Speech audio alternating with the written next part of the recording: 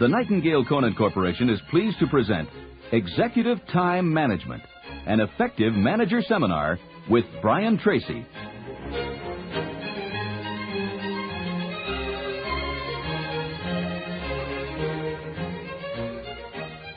Success in life is very rare. Success in business is rarer still. Less than 1 in 20 men or women who go into the world of business ever fulfill their potential. The great majority of them underachieve, underaccomplish, and fail to live up to their possibilities for one simple reason. They do not use their time properly. Time management is the essential skill of success. It's not only the essential skill of success in life, but it's an essential skill of success in business and everything else, because time management is really life management. Time is the one indispensable, irreplaceable resource of achievement. It is your most precious asset. It is the one thing that you cannot preserve and that you cannot accomplish anything without. I have spent years and years of my career reading books on time management, taking courses on time management, and practicing time management techniques. And I have found a lot of very sophisticated and complex time management systems. I have bought almost every time management system on the market and gone through it carefully. I've bought all the books and gone through them carefully. And what I'm going to give you in the next few minutes are the most important 21 keys to effective time management that I have been able to find and incorporate into my life. Now, most people say that I get more done in a day than most people get done in a week. I do this, by the way, without any particular sense of strain or without any particular sense of tension. I get an enormous amount done because I simply follow certain basic techniques over and over and over again. Now, the key to time management, if there is any key, is contained in what I call the 4 Ds.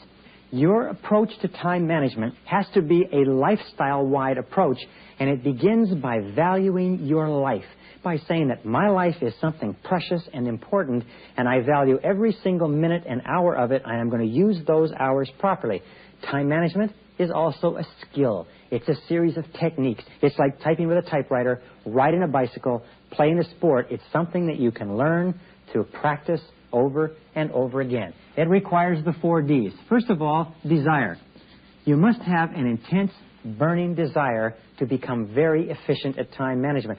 You must understand that it is critical for your success, that the difference between men and women who are highly successful and men and women who are unsuccessful is not that the men and women who are highly successful are better or smarter than the others. It's just that they use their potential better. They use their time better. They get more things done in the same 24 hours per day than people who do not. The second is decision. If you have a strong desire to be a good time manager, then make a decision right now that you're going to get your time organized so that people point to you as a model and they say, if you want to use your time well, look at him or look at her. Number 3 is determination. We know that to develop any habit takes repetition over and over and over again. And the natural tendency is to slide back and to go back into your old ways. So you have to be determined, and of course your desire will reinforce your determination. And finally, the most important single key to success in life is discipline.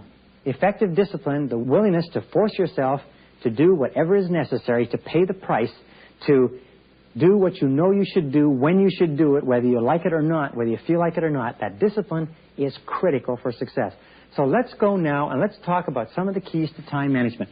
And I've done many, many programs on personal and executive development, so I'd like to start off with number 1 key, what I call the psychology of time management. The psychology of time management, of key M. Psychology of time management is based on a very simple principle called the law of control. Now, the law of control simply says this: you feel good about yourself, you feel positive to the degree to which you feel you are in control of your own life. And you feel negative to the degree to which you feel you are not in control of your own life. Psychologists call this the difference between an internal locus of control, that's where you feel that you're the master of your own destiny, you are behind the wheel of your own life, and an external locus of control. An external locus of control is when you feel that you are controlled by circumstances outside yourself. You feel you're controlled by your boss and your bills and by the pressure of events and circumstances, that you are not in charge, if you like, that all you are doing is responding. This is the difference between action, which is self-determined, and goal-directed, and reaction, which is simply a response to external pressure. This is the difference between feeling great and feeling poor. As a matter of fact, we know that to be positive, you have to have a sense of control. Now, one of the best definitions of time management is this, from Charles Hobbes, control of the sequence of events. That means that a person who is good at time management is a person who is capable of taking the events of their life and organizing them in a sequence such that they feel that they are in the driver's seat. A person who is a poor time manager is a person who is in a situation where this control of the sequence of events seems to be outside of themselves. Now, the difference between winners and losers is this. Winners have a very high internal locus of control. High achievers have a very high internal locus of control. Losers do not.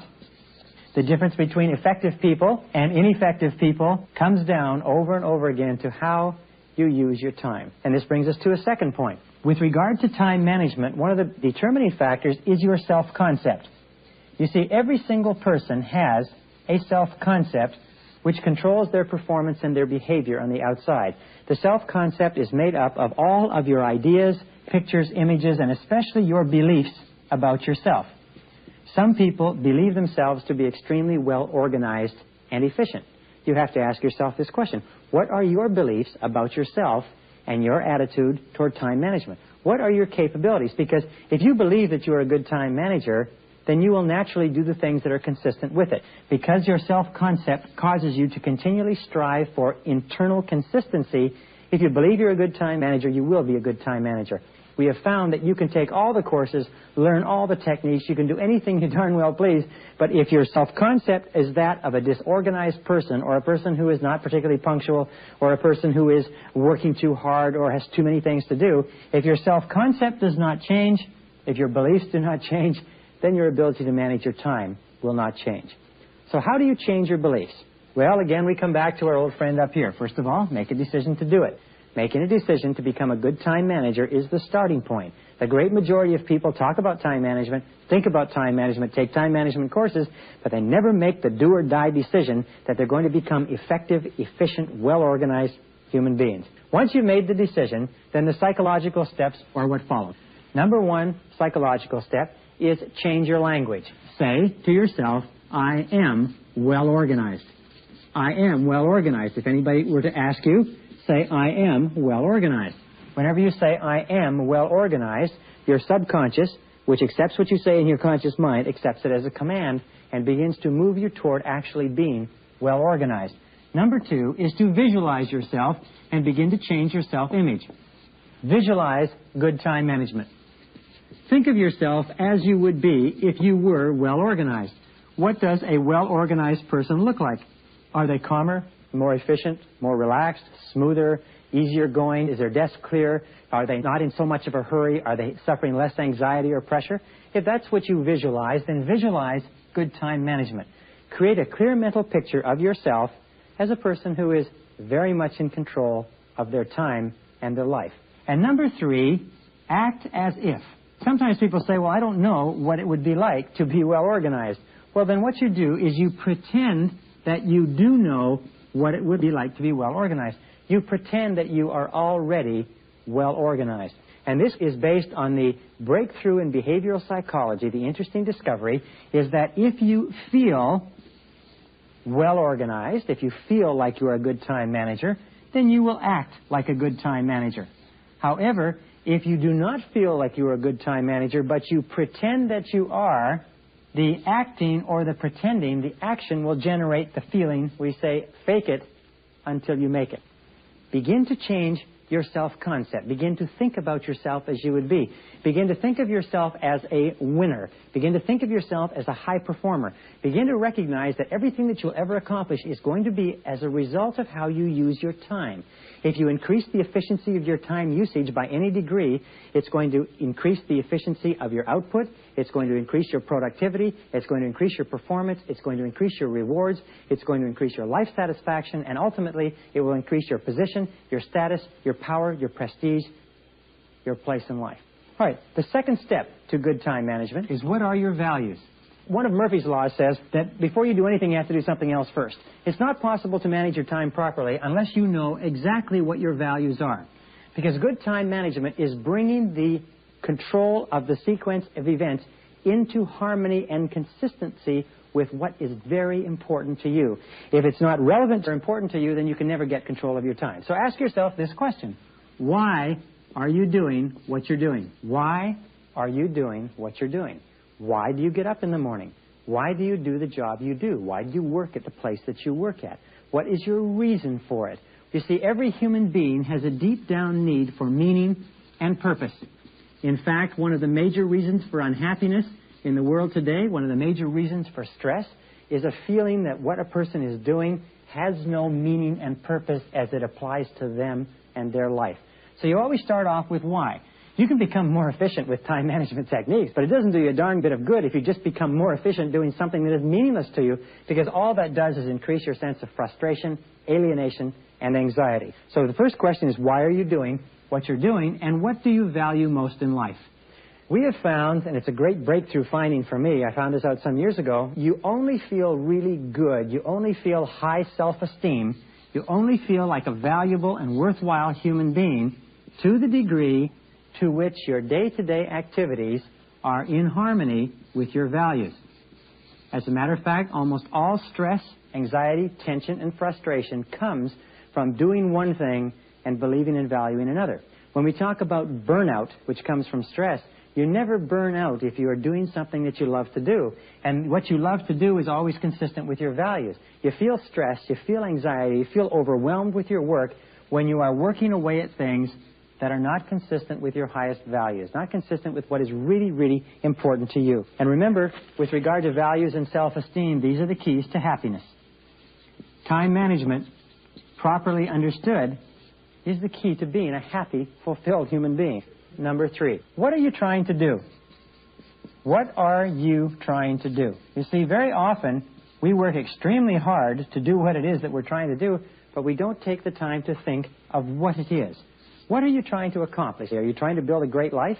You can look at it microcosmically. Are you trying to build a great career? You can look at it even on a tinier microcosm. Are you trying to complete a great project or a great piece of work? But what are you trying to do? Standing back and looking at what you're trying to do, self-analysis, self-awareness, introspection is the starting point of organizing your time in such a way that it is the most effective for you and it gives you the most joy, satisfaction, and happiness with every minute that you spend. And you have to ask yourself this question: what outcomes do you desire? What outcomes do you desire? Now, not goals. We'll come to goals in a second. But an outcome is, what is the final result of your situation? Are you working so that you can earn enough money so that you can be happy? Or are you working because you love your work? Or are you working because your work is a mission for you? But what is the outcome? What is it that you're trying to accomplish? Where do you want to end up is the question. And then you have to ask yourself, what would it look like? What would it look like? If you accomplished what you were working for, what would it look like? If all you're working for is money or to pay the bills, it's very hard to get up any head of steam of enthusiasm. So what would it look like? Create, again, what we call a mental picture. And here is an exercise which comes from the work in peak performance research. High-achieving men and women use this exercise. Imagine that you are here. All right, this is you. What I would like you to do in this exercise is start thinking forward 1 year, 2 years, 3 years, as far as you can think forward comfortably. And here's the future. Now take your mind and project your mind forward like you're going on an exercise in time travel.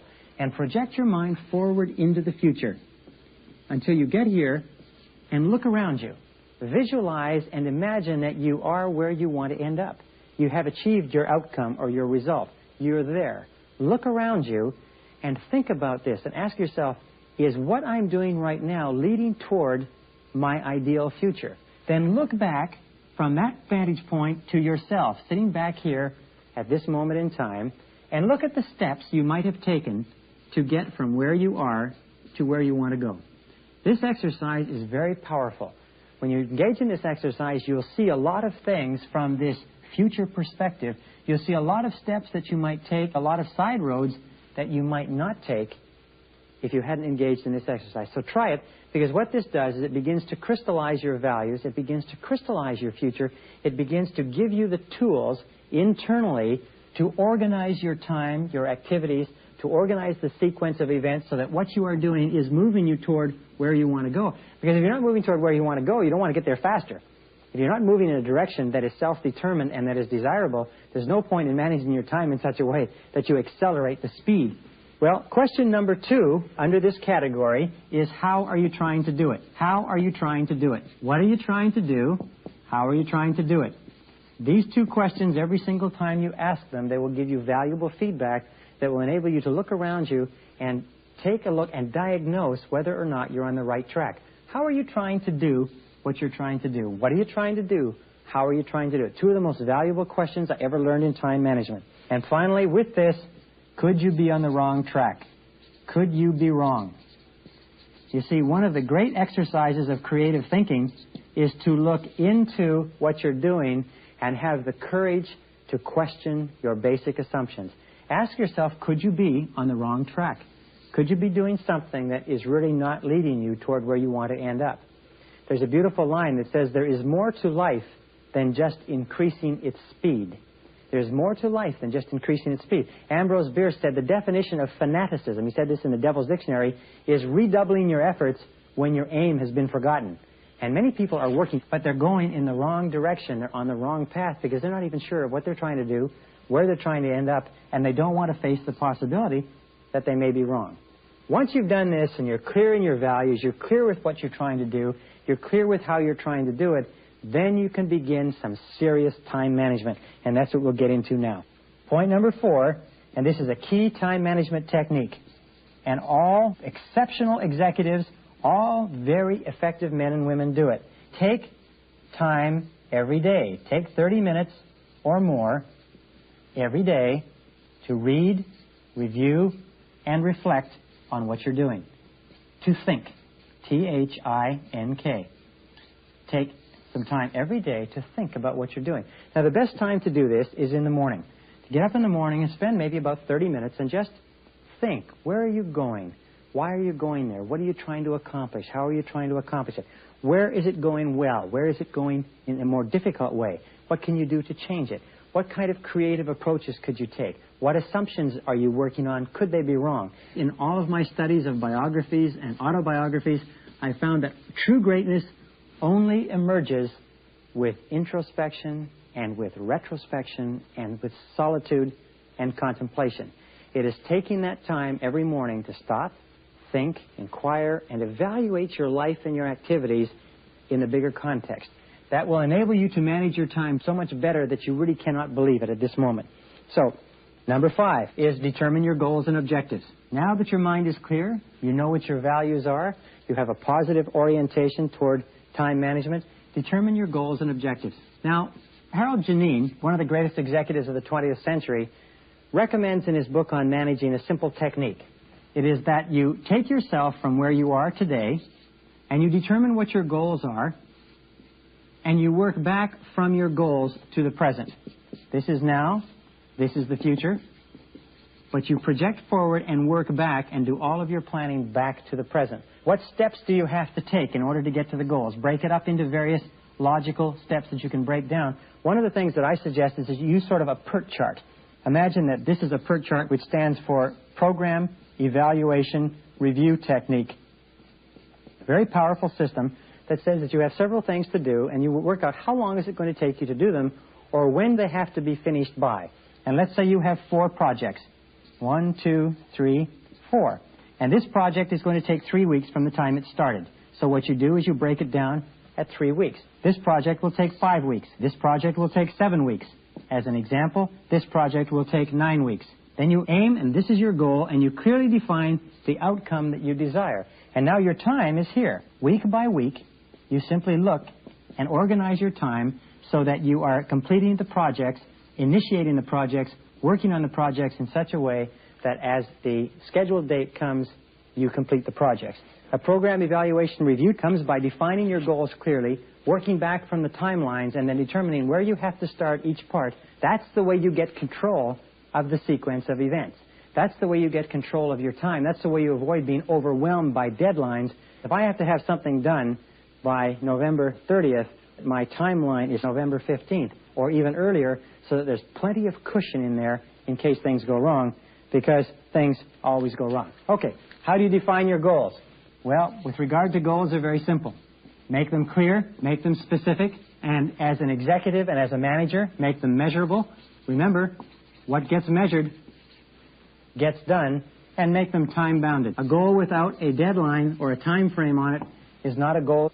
Set specific deadlines, assign responsibility. Ask the question, who is going to perform this task? Remember, delegate wherever you can. Delegate everything that you possibly can if you want to have enough time to do anything.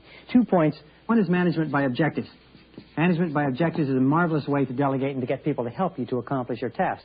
The other is the difference, and Onken points this out, the difference between the manager, who is the person who delegates, and the managee, who is the person who receives the delegation. In your life and in your work, you are both a manager, you have people that you delegate to, and you are also a managee in that there are people who delegate to you. Now, the people who delegate to you are your boss, except that if you're the boss, the people who delegate to you from the outside are your customers.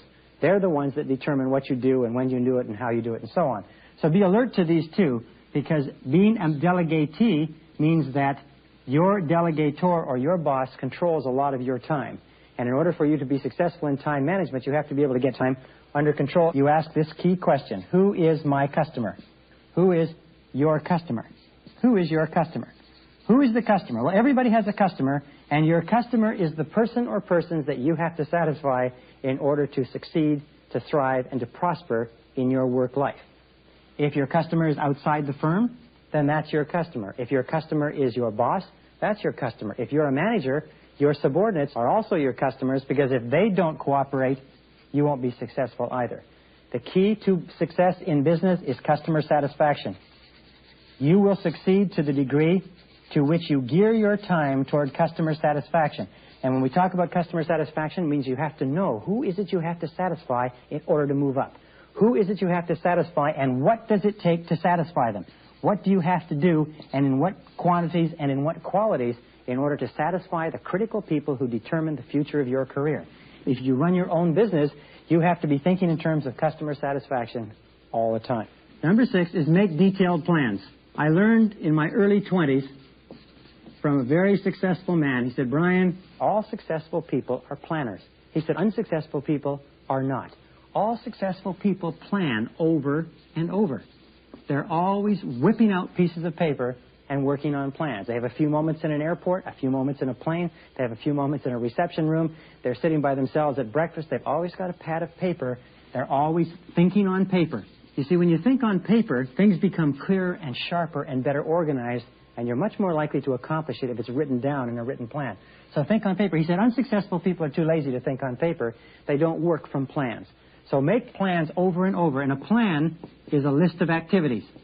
Just keep looking at what you have to accomplish and look at all the things you have to do to get from here to there.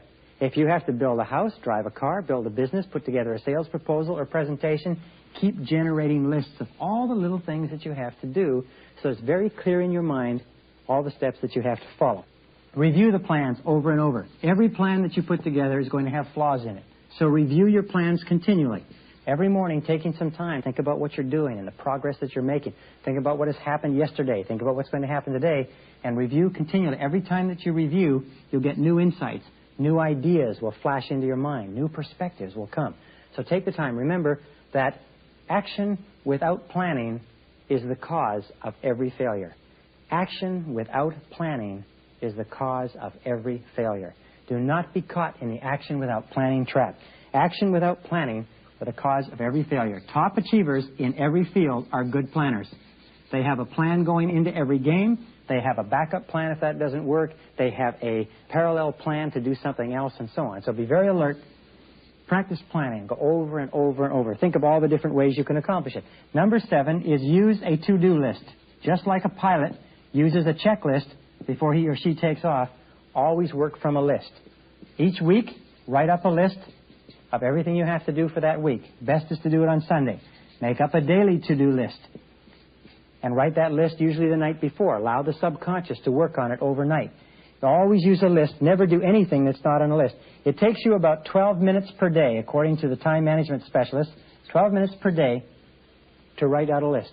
But if you write out a list, it will save you between 4 times and 10 times the time it takes you to write. You really can't spend much more than 12 minutes, but if you do not work from a list, you will always be subject to whatever winds that blow. You'll be subject to interruptions.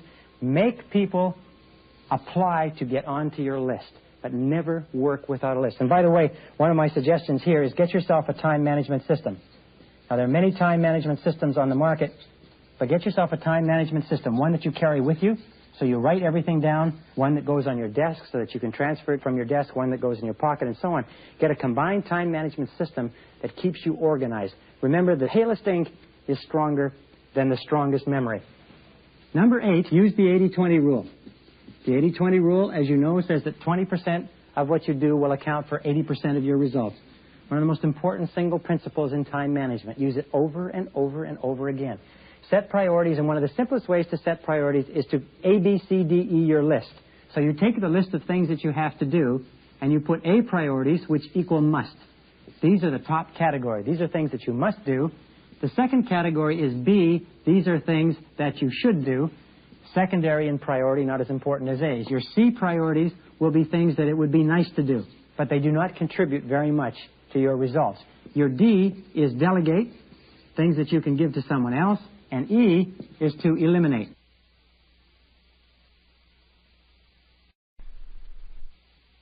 Now, surprising statistic, if you're a manager, as I am a manager, you will find that about 80% of your time, unless you are really, really on top of it, about 80% of your time is spent doing things that do not contribute a darn thing to the results that you've been hired to accomplish.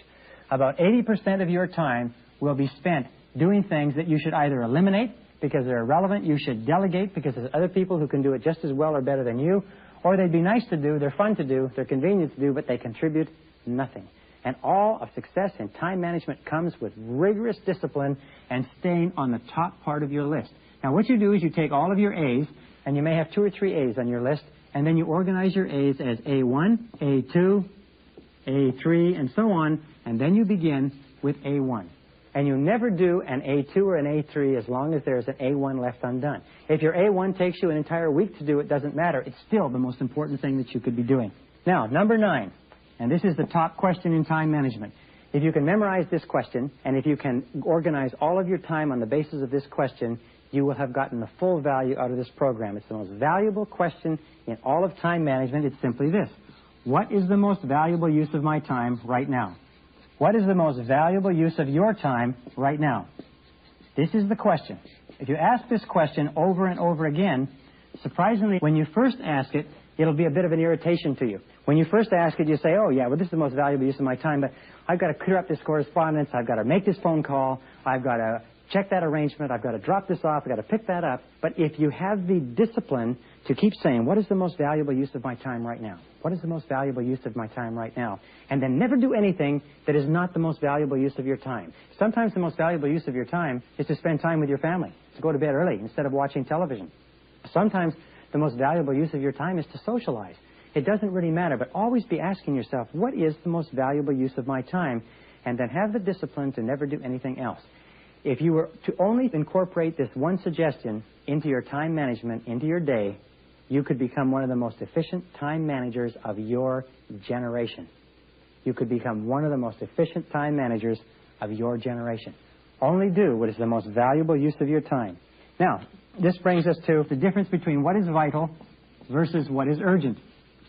Now, in life, we are confronted with tasks. If they're A1s or even B tasks, they're tasks that are both vital and urgent. We're also confronted with tasks that are neither vital or urgent. So if we take this and imagine this. This is a task that is vital, and this is not vital. The vital task is something that is important to the life of your career. On this side, we have tasks that are urgent, and something that is urgent is something that can be delayed or put off. Now, the most important tasks are tasks that are both vital and urgent. On the other hand, you have tasks that are urgent, but they're not vital. A telephone that's ringing, somebody who wants to see you. This is not a particularly good use of time. Or you have a task that is not vital, but it's urgent. This is also not a good use of your time. Then you have tasks that are neither vital nor urgent. The key to time management is to set priorities and always be doing what is both vital and urgent, doing what is most important and what is most pressing all the time. Because if you don't, your natural tendency will be to fall down the list into B's and C's and to do things which contribute nothing to your work. And the key to vital and urgent tasks is this. It's what Nancy Reagan says in her drug program, just say no. Just say no. Say no to irrelevant tasks, irrelevant requests. Say no to anything that does not contribute to your A1 or A2 or A3, to your vital and your urgent tasks. No is the greatest time-saving word in the history of time management.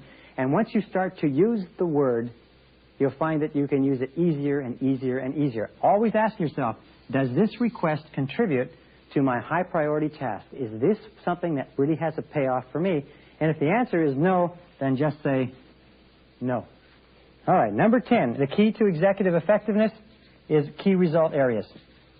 Key result areas are the things that you have been hired to do. Your key result areas are your number one top priorities. These are the tasks, the accomplishment of which determines whether or not you fulfill your responsibilities to your company and determines the future of your career. So the key question with regard to KRAs is, why are you on the payroll? So you ask yourself this all the time. Why are you, or why am I, on the payroll? And if you're not sure about the answer to this question, go to your boss and ask your boss. Most bosses don't know why you're on the payroll. Most bosses don't know why they're on the payroll because they're not using their time efficiently either. Second question with regard to key result areas, again asking what results are expected of me, ask yourself this. What can I and only I do that if done really well will make a real difference? What can I and only I do that if done really well will make a real difference to my job, my work, my life, my company? And ask yourself over and over again, because in your work there's one, perhaps two things that you can do that if you do them well, they'll make an extraordinary difference. And there's 100 other things that if you do them in an outstanding fashion, they will make little or no contribution to your career at all. So be very alert. What are your key result areas? Key result areas are the key to effectiveness, power, persuasion, enthusiasm, energy, because we always get a tremendous feeling of energy and self-confidence when we're doing something that is important, and we get a feeling of low self-esteem, depression, frustration, tension, stress, and burnout when we're doing something that does not contribute to our major goals. So be very alert to that. Everybody at every level in an organization has to know what key result areas are. No matter where you are in the organization chart, if this is you and you have a boss here, you have to know two things. You have to know what your boss's key result areas are. What is it that your boss has to do, has to accomplish that is more important to the success of the organization than anything else? Because if you don't know that, you can't help him or her get their job done. You have to know what yours are. And, of course, if you have subordinates, not only you, but they have to know what their key result areas are, too, or they can't make their contribution. Key result areas, continually discussed, defined, and redefined, and connected to standards of performance, ways of measuring success, are the keys to maximum time efficiency and effectiveness in an organization. Which brings us to number 11, concentration and single handling. Concentration and single handling. Concentration means that once you start on your top priority task, stay with it till it's 100% complete. Stay with it till it's 100% complete. Persevere without diversion or distraction. Your ability to concentrate single-mindedly on the most important use of your time is the number one requirement for success. Because you can have every other requirement, you can have the intelligence, the ability, the opportunity, but if you cannot concentrate on one thing at a time, do one thing at a time, then you cannot be successful. If you cannot do first things first and do one thing at a time, you cannot be successful. Because you'll always find yourself working on low priority tasks. So always allow enough time for your top priorities. Always allow enough time. Figure out how much time it's going to take to do the job and then add 30%. And you'll probably be pretty close to right. This, by the way, is the key to great accomplishment in life. When I first learned this years ago, I found that there's never been anything great ever accomplished by any person in human history without single-minded concentration. And the second point, by the way, is what we call single handling, which is once you start a task, stay with it till it's finished. Single handling means don't pick up the same task, same piece of paper, same phone call, same problem twice. Pick it up, take care of it, bring it to completion, and go on to the next one. Number 12. Number 12 is Overcome procrastination. Overcome procrastination. The way that you overcome procrastination is what is called breaking the job down into bite-sized pieces. We always procrastinate on our most vital tasks, our most important and our most vital big projects, big proposals, big papers, and so on. Bite-sized pieces, and then start with one piece, or what we call salami slice the job. Salami slice, which means take off one simple slice of the job and then work on that one simple slice and reward yourself for it, then go on to the next piece. Do it a little bit at a time. Get yourself launched. Now, the key, in my estimation, to overcoming procrastination is to affirm over and over again that beautiful time management affirmation, do it now. Do it now. Do it now. The great time management affirmation of W. Clement Stone, who started as a penniless boy selling papers and built a billion-dollar fortune, and still today, in his 80s, still says, do it now, do it now, do it now, do it now. A sense of urgency is one of the most valuable single qualities in the world of business, in the world of organizations. A person who does things fast, does things with speed, does things with dependability, who sets priorities and then can get on with the task and get it done, that as much as anything else will accelerate your career on the fast track. If you're running your own business, make sure that your company gets a reputation for a sense of urgency. When somebody calls you, the phone gets answered on the first ring, and people get service, get answers, get response, get products fast. Very, very important. 13 is develop blocks of time. The more important your work becomes, the more important it becomes for you to develop blocks of time where you can work on serious projects. Do not mix creative tasks versus functional tasks. As a matter of fact, you cannot do operational tasks. You cannot work in the office. You cannot answer the phone, do correspondence, hold meetings, and do creative tasks simultaneously. You need blocks of time, and by blocks of time, I mean minimum blocks of 60 to 90 minutes. 60 to 90 minutes of time on a regular basis to get anything done. It takes about 30 minutes for you to get your mind into heavy tasks, and then you can get about 60 minutes worth of hard work. As a matter of fact, the very best study period that they have found in the universities is 3 hours. If you can get 3 unbroken hours of work, you can get more done in 3 hours of uninterrupted, unbroken work than many people get done in a matter of 2 and 3 and 4 days in the office with comings and goings and telephone calls and interruptions and meetings. Okay, how do you get unbroken time? Here are several recommendations. Any one of these can dramatically increase your effectiveness and your efficiency. Number 1, start off in the morning. The best time to get your unbroken time is when your internal clock says that this is when you are freshest and most alert. So if you start off in the morning, get up at 5 or 6 o'clock in the morning, work for 90 minutes before you go to the office. Even if you get to the office late, in 90 minutes of uninterrupted work in the morning, you can do a whole day's work. Lunchtime is one of the very best times to work. From 12 to 1, cut off the telephones, everybody's gone, everybody's busy. You can work uninterrupted for 60 minutes. You can clear off all your correspondence, you can complete proposals and all kinds of things. Another is block off hours every day. For instance, from 10 to 11, put a hotel do not disturb sign on the outside of your office door. Do not disturb, and for 1 hour, take no interruptions. Imagine that you were talking to President Reagan or someone else on the telephone and nobody could interrupt you. Between 2 and 3 in the afternoon, do the same thing. Get a solid hour in the morning, solid hour in the afternoon. Now, there's one other technique that works very well. That's get in an hour earlier than everybody else and work without interruption before anybody else comes in. And the final task, of course, is to stay an hour later after everybody goes home and work for 1 solid uninterrupted hour. But the key is to get that uninterrupted time so that you can stay on top of your projects. 1 hour of uninterrupted time in first-class air travel will be the equivalent of 3 hours of work in an office environment. So when you travel on an airplane, take everything that you need to be able to work without interruption on that aircraft. And it's amazing how much you can get done in a few hours on an airplane. Okay, number 14, control interruptions. Interruptions are the biggest single time waster, according to the studies, in business and industry. Interruptions means that people just walk into your office. Now, the way that you control interruptions is use a do not disturb sign or stand up and go to leave when somebody comes in. Very simple. Especially if somebody comes in to talk, just stand up and say, I'm just on my way out. Have the meeting right there. Another thing that you can do is meet unexpected visitors who call in on you outside your office. Go and meet them in a waiting room rather than bringing them into your office. And finally, set a time limit at the beginning of the discussion. Somebody walks in uninvited, say, I've only got 5 minutes, and then I've got to go. Well, only got 5 minutes, and then I have someone I have to call, and so on. So set a time limit, but make a habit and develop a series of techniques, either alone or in conjunction with your other staff, to control your interruptions. Number 15, Control telephone calls. Now, the key to controlling telephone calls is to have all of your telephone calls screened. Why is it that we answer the telephone? You know why? It's curiosity. It's almost like a monkey. We have this incredible curiosity. We are wondering who is on the other end of that phone. So overcome this temptation to answer telephone calls by cutting them off. When you have meetings with anybody, including your staff and your subordinates, have your secretary hold your calls.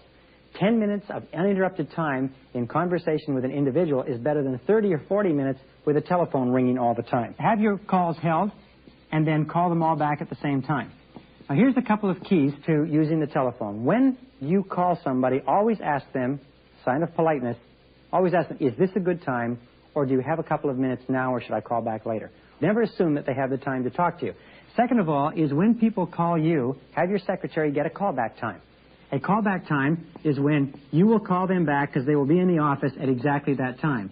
Or when you call somebody, leave a callback time. Don't play telephone tag. Get a very specific time when you'll be available, and refuse to be a slave to the telephone. That's very, very important. Interruptions, people who walk in, and telephone calls. If you can get those two under control, those alone will add an hour to 2 hours to every single day of productive time. Okay, run effective meetings. The average manager, the average executive, the average person who works in the world of work today spends a minimum of 25% of their time, as much as 50% of their time in meetings.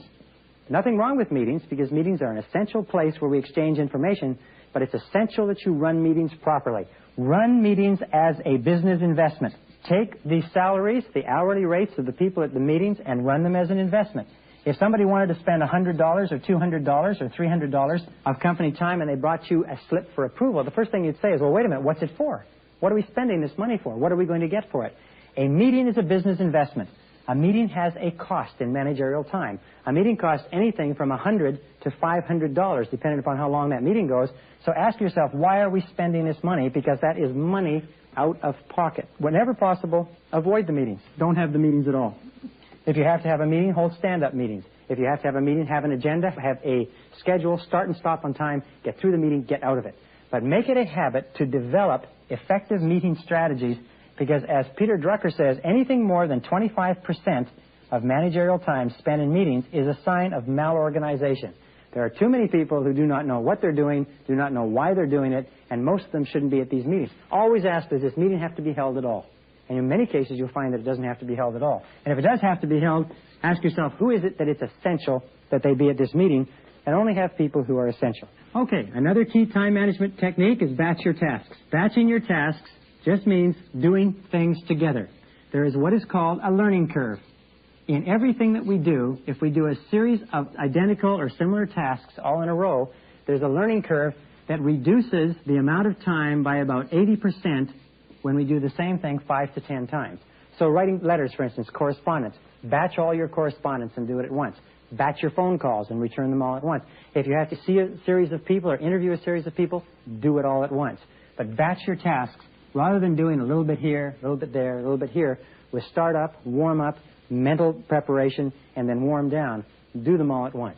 Amazing. You can add about an hour to 2 hours to your day. Okay, reading material. In order to be successful today, you have to keep current with what is going on. So here's 3 keys to handling reading material. Number 1, learn to speed read. If you've never taken a course in speed reading, take a course in speed reading. A course in speed reading will enable you to triple your reading speed probably in the first 2 lessons. Anybody can do it. It's really quite phenomenal, the techniques. Learn to speed read, and especially with newspapers, read very, very fast. Read standing up. Read only the items that are of interest to you. Read quickly. Don't spend time. Some people spend as much as 1, 2, 3 hours a day reading the newspaper, and then they take the paper and throw it in the garbage where it's meant to be. Number 2, magazines, publications, journals, newsletters, and so on. The key to these is to read only top priority, only number 1 articles. What you do is you go to the table of contents, very simple technique. Go to the table of contents, read the table of contents, pick the items that are of interest to you, go straight to the items, tear out the pages, put the pages in a file, and store the files to read during what is called transition time. When you're waiting, when you're traveling, when you're on an airplane or in an airport, read them in transition time. You see, magazines are designed very artfully to get you to read page by page all the way through. What you do is you read only what's important to you and throw the rest of the magazine away. As a matter of fact, you can finally get to the point where you can go through the table of contents, circle what's of interest to you, give it to somebody else, have them tear out the pages, put them in a file, and give them to you on the way out. Number 3, with regard to reading, is books. Learn to read books properly by taking speed reading courses where you are very selective. There are some extremely good books, but most especially there are extremely good chapters. And very often, the whole meat of a book is in a critical chapter. So learn to speed read so that you can go through the table of contents, go through the book quickly, get to the chapter that is of most importance to you, read that chapter, and discard the rest of the book. In the speed reading course that I took, they said the fastest way to save yourself 3 hours in reading a book is to not read the book at all, by carefully screening the book, looking at the table of contents, looking at the author, looking at the content matter, doing a brief screen over, and finding out that the book is not of importance to you. Number 19, self-development is a key time management function, and it is a key to the executive suite. As a matter of fact, the basic rule with regard to self-development is this, is you can go no further than you have gone today with your current knowledge. That in order for you to go any further than you are right now, you have to gain more knowledge. You have to learn more. As I say, if you want to earn more, you have to learn more, which means you have to find time within your schedule to continue growing and developing. Number 1 key in growing and developing is work on yourself every day. In fact, if you were to read something that benefited your mind, something aimed at self-development for 1 hour per day, that would put you in the top 1% in our society within 5 years. 1 hour per day of self-development, reading, and especially books and magazines, and even books especially, but 1 hour per day will make you one of the authorities in your field in less than 5 years. Number 2 is listen to tapes. Listen to tapes when you're traveling. Today, some of the finest information that has ever been assembled in our language is available on audio cassettes. And the average commuter commutes 500 to 1,000 hours per year. 500 to 1,000 hours in the car translates into 12 and a half to 25 40-hour weeks. It's 1 to 2 university semesters. If you are not listening to tapes in your car, if you're not listening to tapes when you're traveling or commuting, you're probably not serious about your future. But I want to assure you that the person sitting in the next car or the person sitting in the commuter train or the bus with the earphones on is moving ahead of you. So be very alert to that. Listen to tapes in your car.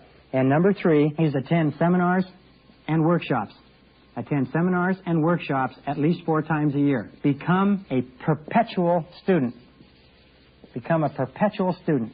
Never, never, never stop learning. Today in our society, it's not possible for anybody to know everything there is to know about anything, but the only way that you can keep on top of your field, the only way that you can win in a dynamic, competitive market economy is to have more and better knowledge. The knowledge you have today is already becoming obsolete. So keep taking in new knowledge, keep reading, keep studying, keep learning.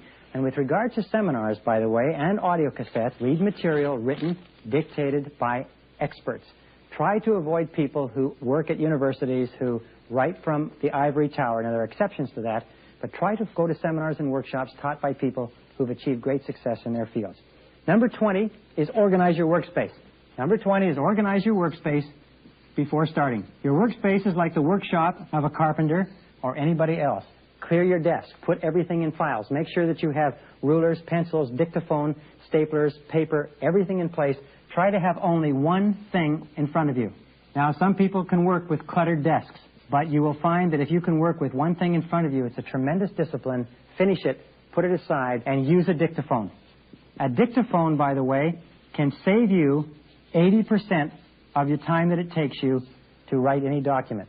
That if you dictate a letter versus handwrite it, it will take you 5 times as long to handwrite it as it will to dictate it. So dictate everything. Become an expert with a dictaphone or whatever else you call it. Number 21, and we have a whole program on this, is delegate everything. Become excellent at delegation and supervision. Delegation expands your capacity from what you can do to what you can manage. Learn how to delegate. Delegate every task possible so that you can do the few things that make a difference. Delegate to the right person. Delegate the right task. Delegate the starting and stopping time. Delegate standards of performance. Delegate the responsibility and so on. But learn how to delegate everything that you possibly can. Now, the final point in time management, which is not a point at all, it's simply this. It's balance. The most important thing that you can get into your life is balance and moderation. Many times we take a time management course so that we can just simply speed up the number of things that we do on a day-to-day basis. And the aim of life is not to speed up life, but to improve the quality.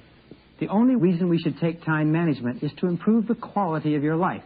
Now, the quality of your life, no matter how appropriate your job is for you, the quality of your life is going to be largely determined by three things. It's going to be determined by the quality of your inner life, by how well you get along with yourself, how much you like yourself, how good you feel about yourself, and the quality of your inner development, which takes time, it takes reflection, it takes reading, it takes thinking about the great questions of life. The second thing is your health, is that no success will compensate for ill health. So take time for your health. Eat the right foods, get enough exercise, get enough sleep, get enough relaxation, and finally, more important than anything else, is take time for your relationships. Your relationships, the people that you care about, and the people who care about you, are the most critical factors in your life. Never allow yourself to get so caught up in your work that you ignore the primacy of those key relationships, especially your spouse, especially your children, especially your close friends. That a true life is a life that is in balance. And wonderfully enough, if you keep your life in balance so you spend ample time preserving and enhancing the quality of your relationships, you'll find you'll get more joy, satisfaction, fulfillment, and success out of your work than if you allowed your life to get out of balance. If you do all of those things and you work at them systematically until they become habits, you will become one of the great managers and one of the great successes of this generation.